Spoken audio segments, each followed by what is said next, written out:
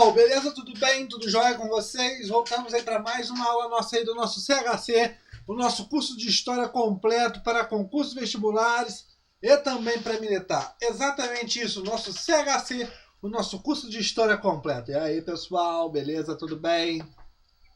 Então vamos lá, o e-mail historiacom1@outlook.com, o Facebook IstoSá e o celular de mensagem, o 3291650267.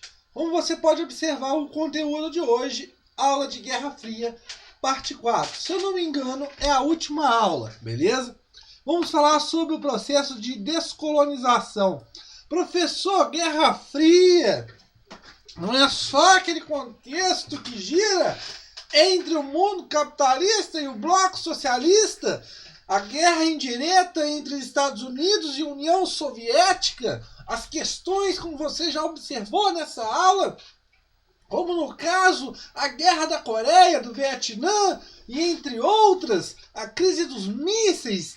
E também você falou aqui sobre a corrida armamentista, exatamente isso, a Guerra Fria sobre isso também, mas também temos também nesse contexto os processos de descolonização da onde? Da África e da Ásia, ok?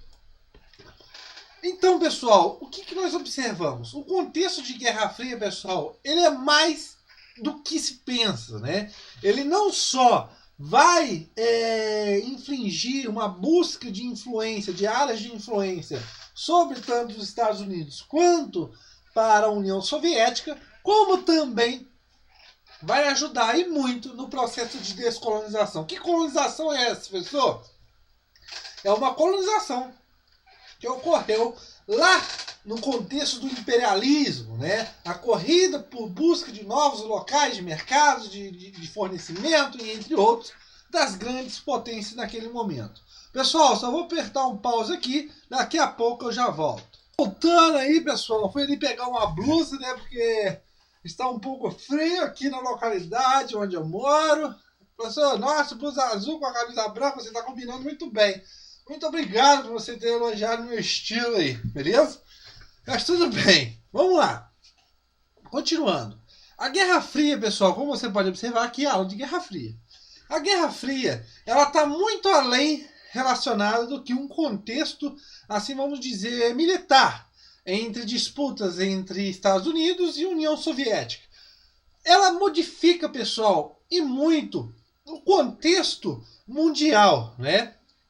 Por quê? Ela vai afetar, como nós observamos aqui, o processo de emancipações, de descolonização da África e da Ásia, e também vai afetar regimes políticos em outros países, como no caso no Brasil, na ditadura militar.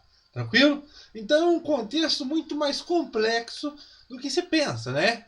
Então a descolonização pós-Segunda Guerra Mundial, movimentos de emancipação África e Ásia, né? Resistência sempre existiu. O interessante, pessoal, é já abordarmos esse tema aqui. O processo de resistência contra a colonização dos países europeus, pessoal, ela tinha, nesse caso, uma resistência que vinha já muito antes mesmo do fim da Segunda Guerra Mundial, né? Lembrando que o contexto desse imperialismo dá a ideia de que de você levar a civilização para esses povos, né? A povos atrasados, entre outros. Mas só que esses povos iriam se emancipar depois de um tempo. Esse contexto de resistência sempre existiu, mesmo antes do pós-Segunda Guerra Mundial. É óbvio que, terminada a Segunda Guerra Mundial, nós vamos observar aqui os fatores, esse processo de emancipação vai criar mais forças ainda, beleza? Os principais fatores dessa descolonização, primeiramente, óbvio, o enfraquecimento das metrópoles, tanto de Inglaterra, Holanda, França e entre outras, que tinham possessões coloniais dentro da África e dentro da Ásia, esses países, essas metrópoles, vão enfraquecer. Por causa de quê? Primeiramente, três pontos principais. Primeira Guerra Mundial, crise de 29 e Segunda Guerra Mundial. Esses países, pessoal, eles estavam muito fracos economicamente, né, para poder continuar com o processo de colonização, né, já estava acontecendo um movimento de emancipação dentro dessas colônias. Como eles estavam frágeis economicamente, não tinha como eles conseguirem abafar esses movimentos, tranquilo? E o incentivo dos Estados Unidos e União Soviética em interesses de áreas de influência, né? Então, os próprios Estados Unidos e a União Soviética vão querer também que esses países se emancipem. Por causa de quê? Por causa de áreas de influência, beleza? De interesses próprios. E também uma nova forma de dominação, o neocolonialismo, né? A ideia da dependência econômica, da dominação econômica. Contradições. Pessoal, muito interessante, porque a descolonização, ela muitas vezes, ela não é, vamos dizer assim, o contrário da colonização. Por quê? O que você quer dizer com isso? Movimentos com lutas e pacíficos, né? Óbvio que nós temos movimentos de emancipação que tiveram grandes lutas, né? Confrontos diretos, mas movimentos de emancipação que foram de formas pacíficas, conversadas, né? E nesses pacíficos, pessoal, nós observamos que assumem pessoas de elite local, vinculados a interesses colonizadores. Muitas vezes, pessoal, que esses países que se emanciparam de forma pacífica, e muitos, essa elite que subiu ao poder, muitas vezes estava ligada com os interesses da metrópole, do antigo colonizador. Então, vamos dizer que não houve de fato uma emancipação econômica, como a gente pode dizer. Por quê? Os interesses daqueles países vão estar ainda vinculados com os interesses daquelas metrópoles. Uma coisa muito interessante, pessoal, era que os países, as metrópoles que saem da Segunda Guerra Mundial, né, desse contexto, Primeira Guerra Mundial, crise de 29 e Segunda Guerra Mundial, esses países, essas metrópoles, saíram muito prejudicadas, com muitos prejuízos, principalmente economicamente. E esse contexto de emancipação, esses próprios países, essas próprias metrópoles, viam que, eles podem emancipar, só que economicamente, financeiramente, eles ainda estão sobre nossos poderes, né? Então é um contexto muito contraditório, né? O que quer dizer? Eles ganham uma independência política, mas essa independência política não foi acompanhada de perto por uma independência econômica. De fato, pessoal, muitas dessas metrópoles, ao invés de perder, elas continuam ganhando. Por quê? Elas influenciaram, elas financiaram muitas coisas dentro do país, né? Quando esse país se torna independente, aquilo que ele não consegue caminhar com as próprias pernas, ele terá que ainda ter o respaldo financeiro, aí, vamos dizer, da própria metrópole. Tranquilo?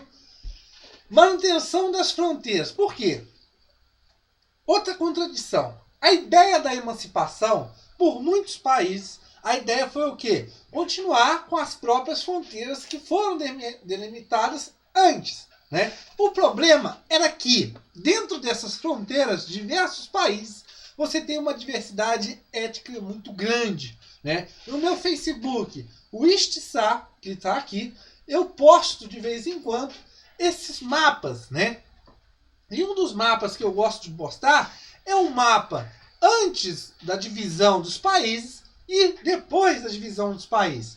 Antes você tinha um monte de paisezinhos, vamos dizer assim. Ou seja, era uma diversidade étnica muito grande.